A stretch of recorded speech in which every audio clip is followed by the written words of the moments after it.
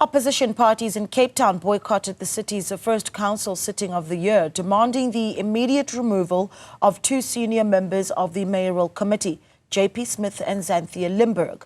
The council sitting, initially scheduled to take place in person, was then moved to a virtual platform. This comes after a week of controversy following raids at their offices as part of an ongoing investigation into alleged tender fraud.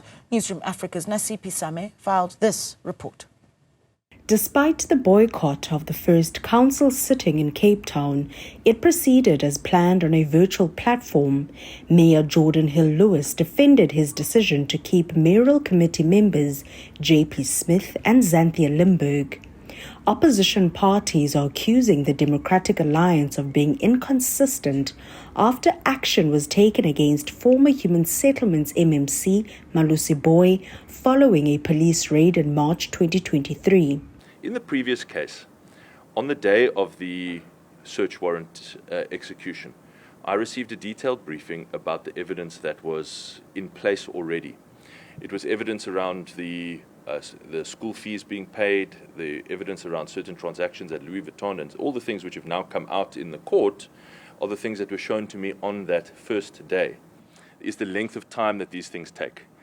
I really personally felt a bit burnt by SAPS in the first case because they shared with me all this damning information, and then they took, if I remember correctly, something like 16 months after that to actually effect an arrest. In this case, you could say, well, if we assume that your argument is correct, that you must step aside as a precaution, it could be years, and then it amounts to nothing. I don't think that that's fair to the individuals concerned. Opposition parties, including the Good Party, the EFF, the ANC and the NCC, are demanding action. We have the Speaker that is protecting JP Smith. We are having the Mayor that is protecting the JP Smith, towing the line. Us, as the EFF, we are going to make sure we even do any of everything, even if it means that we put our bodies on the line. We have done it before.